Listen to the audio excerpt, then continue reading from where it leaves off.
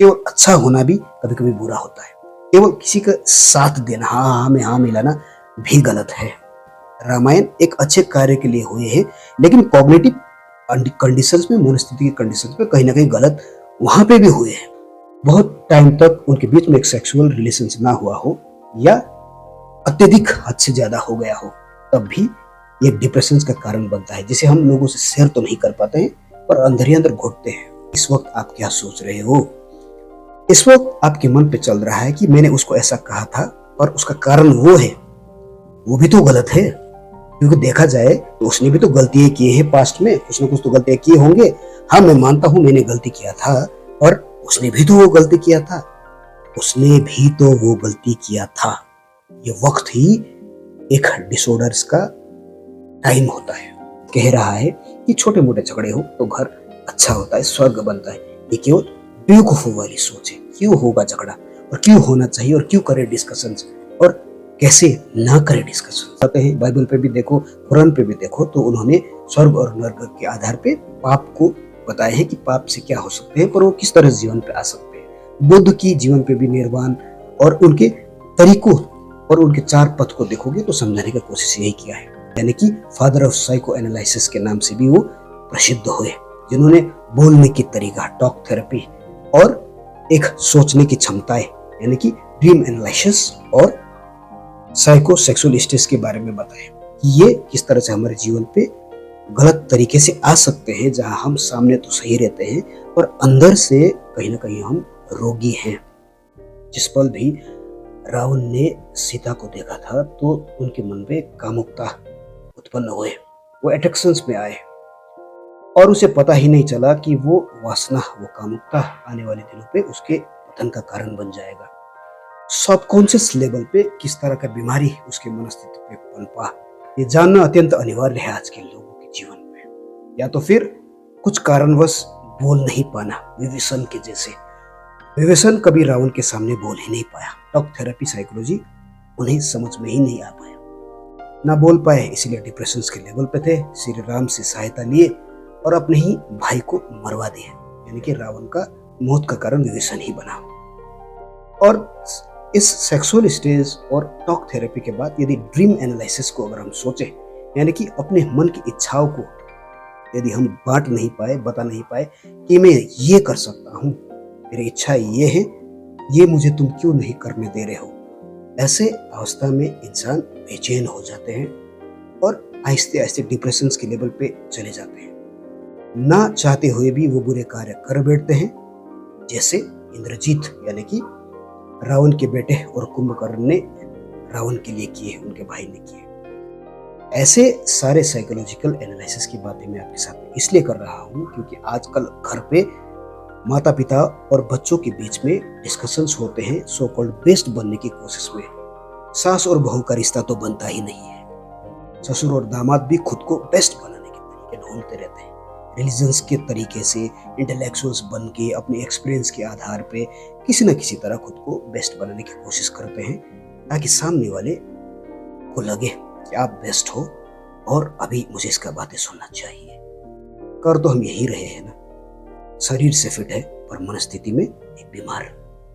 इसीलिए घर पे झगड़े होते हैं, छोटे मोटे डिस्कशंस भी जो आपके घर पे आज हो रहे हैं। आप जहां खुल के सबको बताना चाहते हो, बीवी को, बच्चों को, भाई को, बहन को, पिता को, अपने बेटों को, सबको समझाना चाहते हो पर नहीं समझा पाते हो। क्यों नहीं समझा पाते हो? कि आप भी कहीं ना कहीं इस साइकोलॉजिकल एनालिसिस के प्रोसेस में गड़बड़ी कर रहे हो, नहीं समझ पा रहे हो कि समझाना कैसे है। इसीलिए आज के वीडियो का टॉपिक अत्यंत अनिवार्य है, जहां मैं आपको सिगमंड फ्रॉइड यानी कि साइकोलॉजिकल फादर यानी कि फादर ऑफ साइको एनालिसिस के नाम से भी वो प्रसिद्ध हुए, जिन्होंने बोलने की तरीका, टॉक थेरेपी और एक सोचने की क्षमताएं यानी कि ड्रीम एनालिसिस और साइको सेक्सुअल स्टेज के बारे में बताएं कि ये किस तरह से हमारे जीवन पे गलत तरीके से आ सकते हैं, जहां हम सामने तो सही रहते हैं और अंदर से कहीं ना कहीं हम रोगी हैं।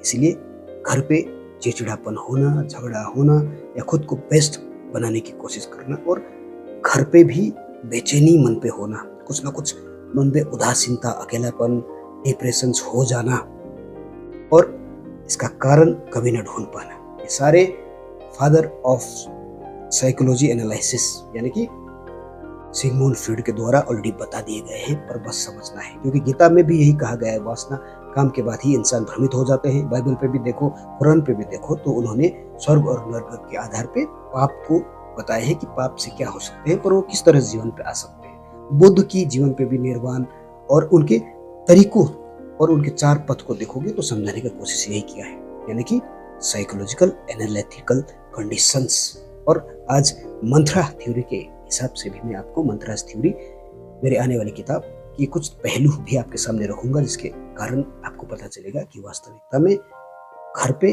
विवाद कभी ना हो। और जो ये कह रहा है कि छोटे मोटे झगड़े हो तो घर अच्छा होता है, स्वर्ग बनता है, ये केवल बेवकूफों वाली सोच है। क्यों होगा झगड़ा और क्यों होना चाहिए और क्यों करें डिस्कशंस और कैसे ना करें डिस्कशंस, ये जानना आज के वीडियो का टॉपिक है। आइए समझाता हूँ। जब हम कुछ बातें बोलना चाहते हैं और बोल नहीं पाते हैं तो उसे हम घुमा के कहते हैं कि ऐसा हुआ वैसा हुआ, एग्जाम्पल्स देते हैं। आप भी घर पे ही करते होंगे। जब सामने वाले आपके पिता या कोई भी, आपकी माता, आपके बच्चे, आपके दोस्त कोई भी ना समझे तो आप उसे घुमा के बताने की कोशिश करते हो, और आहिस्ते आहिस्ते जब वो सामने नहीं समझते हैं तो आपका एक चिड़चिड़ापन, एक ईगो थोड़ा सा और बढ़ जाता है। आप और उस चीज में अटक जाते हो। आप एक के बजाय 2 बात करते हो और सामने वाला भी 2 के बजाय 3 बातें करता है, क्योंकि उसे भी पता है इस रिवर्स साइकोलॉजी के बारे में कि मैं अब किस तरह से उसे समझाऊं, मेरी बातों को बेस्ट बनाऊं। इसी होड़ में दोनों लगे रहते हैं, यानी कि ऐसा होगा, आई एम करेक्ट, इस तरफ से लोग तर्क पे तर्क दे रहे हैं क्योंकि उन्हें पता है कि ये सही है। वैसे ही दूसरे लोगों को भी ये पता है क्योंकि उन्होंने दुनिया कहीं और से देखे हैं, कहीं और से सीखे हैं, ज्ञान कहीं और से अर्जित किए हैं। दोनों का ज्ञान सही है और दोनों का ज्ञान आपस में टकराए तो ये विरोध बनता है, अपोजिट डायरेक्शंस, न्यूटन के लॉ की तरह। इसी तरह साइकोलॉजी भी यही कहता है कि यदि हम बात करें और उस बात को ना समझा पाए तो उस बात को छोड़ देना चाहिए कुछ पल के लिए, और हम उस बात को मनवाने की कोशिश करते हैं, बार बार डिस्कशंस करते हैं और अंत तक पहुंचने की कोशिश करते हैं कि ये सही है, तो बात बढ़ता जाता है, बढ़ता जाता है। यदि आप चुप भी रहो तो एंडिंग में आप कोमा लगाते हो कि हाँ ठीक है, मैं समझ गया, पर ऐसा है, लेकिन फिर भी ऐसा होता तो वैसा था, या तो फिर ऐसा होता है। इस तरह का डिस्कशन तो आप घर पे करते ही होंगे, नहीं करते हो तो देखिए अभी इस वक्त आप क्या सोच रहे हो। इस वक्त आपके मन पे चल रहा है कि मैंने उसको ऐसा कहा था, पर उसका कारण वो है, वो भी तो गलत है, क्योंकि देखा जाए तो उसने भी तो गलतियां की है पास्ट में, कुछ ना कुछ तो गलतियां किए होंगे। हाँ मैं मानता हूं मैंने गलती किया था, पर उसने भी तो वो गलती किया था, उसने भी तो वो गलती किया था। ये वक्त ही एक डिसऑर्डर्स का टाइम होता है जहां हम टॉक थेरेपी नहीं कर पाते हैं, बोल ही नहीं पा रहे एक दूसरे को, कैसे बोले, और फिर मन में एक क्रोध उत्पन्न होते हैं। ये सबसे पहला कारण है घर में झगड़े होने का, बोलना और अपने बातों को मनवाने की कोशिश करना, तर्क देना बेवकूफ का लक्षण है। टॉक थेरेपी का पहला रूल्स, बोलो, नहीं समझे तो शांत हो जाओ, उसे कल या परसों में टाल दो। और दूसरा है ड्रीम एनालिटिकल, आप जो चाहते हो नहीं कर पा रहे हो, घर में बच्चे को देख रहे हो, पिता को संभाल रहे हो, या बाहर नौकरी कर रहे हो जहां आप खुश नहीं हो, बिजनेस कर रहे हो, कुछ भी हो, लेकिन आप बता ही नहीं पा रहे हो। घर पे आते हो, सुकून चाहते हो कि कोई मुझसे बात करे इस टॉपिक में हो, लेकिन घर पे अपने ही बातें चल रहे हैं। आपका डिप्रेशन आपके जगह पे होते हैं, पर वो आप घर पे कैसे बताओगे, बता नहीं पाए, यानी कि आपका ड्रीम मर गया, आपके अंदर दब गया, आप बोल ही नहीं पाए, आपने कभी हिम्मत ही नहीं की। इसलिए कभी कभी हिम्मत करो, घर पे बताओ कि ऐसा हुआ था, 1 घंटा मेरे साथ बैठो, कहने की कोशिश करो, सामने वाले को समझाओ। यानी कि dream analysis, dream analytical conditions को बताना भी जरूरी होता है कि मैं जीवन पे ये सोचता हूँ, मैं इस तरह से घर को सजाना चाहता हूँ, बनाना चाहता हूँ, नहीं हो रहा है। ये टक डिस्कशंस होना जरूरी है। और तीसरा सबसे खतरनाक वो होता है जो किसी को लोग बताते नहीं है, आज छिपाते हैं, और भारत जैसी जगह पे तो लोग और भी ऐसी चीजों को दबा के रखते हैं, वो है सेक्सुअल साइको कंडीशंस। इसे हम साइको सेक्सुअल स्टेज भी कहते हैं। एक वासना, यानी कि हर किसी के जीवन पे एक वासना होते हैं, किसी न किसी को देख के या किसी न किसी के जरिए। घर पे यदि आप विवाहित हो तो हो सकता है कि आप अपने पत्नी से वो संबंध बनाना चाहते हो, या पत्नी भी चाहती होंगी कि अपने पति के साथ में वो संबंध बनाए, या कोई दूसरे रिलेशंस। पर वो लोग इंसान सोचते हैं मन पे, जो कि स्वाभाविक है, पर बता नहीं पाते हैं। ऐसे कंडीशंस को भी बताना और डिस्कस करना जरूरी होता है। और किसी किसी के जीवन पर भी ये ना हो किसी कारण से, बहुत टाइम तक उनके बीच में एक सेक्सुअल रिलेशंस ना हुआ हो, या अत्यधिक हद से ज्यादा हो गया हो, तब भी ये एक डिप्रेशन का कारण बनता है, जिसे हम लोगों से शेयर तो नहीं कर पाते हैं, पर अंदर ही अंदर घुटते हैं। जो बात हम डिस्कशन नहीं कर पाते हैं वो घुटन में परिवर्तित हो जाते हैं। इसलिए घर पे डिस्कशंस होते हैं रावण के कंडीशंस की जैसा, विभीषण के कंडीशंस के जैसा, और मेघनाथ इंद्रजीत के कंडीशन के जैसा। रावण अट्रैक्शंस में, सेक्सुअल में इतना डूब गया कि वो बता ही नहीं पाया, डिप्रेशन के लेवल पे चला गया, विद्वान होने के बावजूद भी बेवकूफ बन गया। इसी तरह से विभीषण का भी कैरेक्टर, अपने सोचे हुए जरिए सपने को ना बता पाना, क्योंकि मैं ये चाहता हूँ, मैं सोचता हूँ, ऐसे अधिपति ना रख पाना जैसे हम घर पे करते हैं। हम बता नहीं पाते हैं कि ये हुआ था मेरे साथ, ऐसे बातें कौन करता है। अब ये ड्रीम एनालिटिकल कंडीशंस और प्रभावित होने लगता है और कहीं और जाके फूटता है। हम सहायता किसी और से लेते हैं, जैसे विभीषण ने राम से लिए। भले ही रामायण एक अच्छे कार्य के लिए हुए हैं, लेकिन कॉग्निटिव कंडीशंस में, मनस्थिति के कंडीशंस में कहीं ना कहीं गलत वहां पे भी हुए हैं। ज्ञान की तरफ से ठीक है, लेकिन धोखा तो विभीषण ने रावण को दिया है। राम की जगह उन्होंने रावण को समझा पाते या बोल पाते तो हो सकता है रावण शायद समझ भी जाते। खैर वो अलग कहानी है जिसे हम कहीं और पहलू से समझेंगे।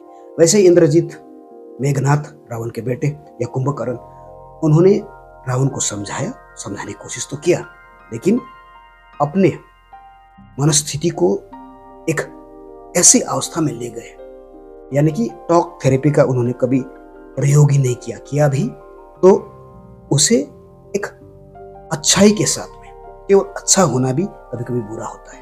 केवल किसी का साथ देना, हाँ में हाँ मिलाना भी गलत है, जैसे कुंभकर्ण और इंद्रजीत ने किए थे। हाँ, हालांकि उन्होंने उन्हें कोशिश किए थे रावण को समझाने के लिए, पर रावण के माइंड पे तो ऑलरेडी साइकोसेक्सुअल स्टेज छाए हुए थे।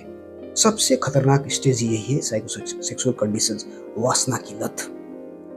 उसने उसके मनस्थिति को भ्रमित कर दिया था और उसके भाई भी उन्हें नहीं समझ पा रहे थे। वैसे ही सेम सिचुएशंस आज हमारे घर पे होते हैं। 3 चीज, एक अपने मन पे छुपे हुए सपनों को बताना पाना, और दूसरा जो बताने के तरीकों में गलती होना, मैं ही बेस्ट हूँ, आई एम सुपेरियर, या उस डिस्कशंस को समझाने की तरीके ही ना जानना, टॉक थेरेपी का समझ ही ना होना, और तीसरा वो है ड्रीम एनालिसिस और साइको सेक्सुअल स्टेज। ये 3 चीजों के कारण आज हर किसी के जीवन प्रभावित है, हर किसी को फिट लगता है। अभी मैं साइकोसेक्सुअल स्टेज, टॉक थेरेपी और ड्रीम एनालिसिस के बारे में जो आपको बता रहा हूँ, आपको लग रहा होगा कि नहीं मैं तो बेस्ट हूँ। झांक के देखिए दिल पे, आपके अंदर क्या है। आपके अंदर 3 बातें छिपे हुए हैं। एक, आप कुछ बोलना चाहते हो, घर के साथ में सुकून के साथ बात करना चाहते हो, नहीं कर पा रहे हो, ना समझा पा रहे हो। दूसरा, आपके सपना कुछ और है, आप कुछ और करना चाहते हो, डिस्कशन ही नहीं कर पा रहे हो। और तीसरा, आपके मन पे एक घृणा, एक क्रोध और एक वासना तो जरूर है। घृणा इन द सेंस आप थोड़े कपटी हो, घमंडी हो, सो कॉल्ड बेस्ट बनाने की कोशिश तो आप भी करते ही हो। घृणा इसलिए है कि आप किसी से जलते हो, किसी न किसी से तो आप जलते रहेंगे, और वासना तो आपके मन पे होगा ही होगा, क्योंकि एक सेक्सुअल थॉट तो लोगों के जीवन पे आते हैं। भले ही अपने पति या पत्नी के रूप में आए वो अलग बात है, लेकिन फिर भी होता है। लेकिन उस चीज को हम बता नहीं पाते, सो कॉल्ड बेस्ट बन के टॉक थेरेपी का इस्तेमाल ही नहीं कर पाते। यही तो बताना चाहा था सिमोन फ्रियॉन्ट ने अपने फिलोसफी में, साइकोलॉजी में। इसलिए इसे समझना बहुत जरूरी है। किसी भी ग्रंथ को देखो यही कहते हैं। कहने का अर्थ यही है, मैं मंत्रास थ्योरी पे आपको ये बताना चाहता हूँ कि सेम थ्योरी बताइए, डिस्कशंस कीजिए, और यदि डिस्कशन से हल नहीं हो रहा है तो उसे छोड़ दीजिए। सो कॉल्ड बेस्ट बनाने की आपके पास नॉलेज भी हो, तब भी उसे उतना ना बांटे, उतना ना घर पे दे कि लोग चिड़चिड़ा हो जाए, बस दूसरे दिन के लिए छोड़ दे। टॉक थेरेपी, और अपने सपनों के बारे में भी समझाते रहिए, और घर के लोगों के सपनों के बारे में भी जानने की कोशिश कीजिए। कभी बाहर से आए तो प्यार से पानी पेश कीजिए, खाना वाना दीजिए और पूछिए कि आज दिन में क्या हुआ, बच्चों के साथ में भी स्कूल में क्या हुआ। ये सारी चीजें बहुत जरूरी है। और तीसरा सबसे खतरनाक, कामुकता, सेक्सुअल डिजायर, जिसे आप किसी को नहीं बता पाते। हो रहा है तो कर सकते हो तो अपने पति या पत्नी के साथ कीजिए, ढंग से कीजिए, या हो सकता है रिलेशन अच्छा हो तो अपने आप, अगर आप बेटी हो तो माँ के साथ, और आप बेटे हो तो एक पिता के साथ में भी कर सकते हो। और आज तो एक मैच्योर हो जाने के बाद में ये माँ और पिता के साथ में भी ये बातें शेयर हो सकता है। ये सारी चीजें हैं। इस तरह से घर के माहौल बने रहते हैं। इन 3 चीजों पे कंट्रोल करना, और इसके और डीप थ्योरी आपको मंथराज थ्योरी पे जरूर प्राप्त होगा मेरे आने वाले किताब। इसलिए घर पे चिड़चिड़ापन ना रहिए और ना घर पे ऐसे माहौल बनाइए जो ये कहता है कि घर पे थोड़ी सी झगड़ा हो, अनबन हो, मिठास आएगा। तो ये बेवकूफों वाला लक्षण है। साइकोलॉजी में कभी ऐसा नहीं होता। घर पे कभी डिस्कशन नहीं होना चाहिए। और कैसे नहीं होना चाहिए, सिंपल थ्योरी ऑफ मंत्रास बहुत जल्द प्रस्तुत होगा। तब तक देखते रहिए motivation psychology with mister P का ये एपिसोड्स मंत्रास थ्योरी के कनेक्टिविटी डीप साइकोलॉजिकल कंडीशंस में। सोचिएगा जरूर। धन्यवाद।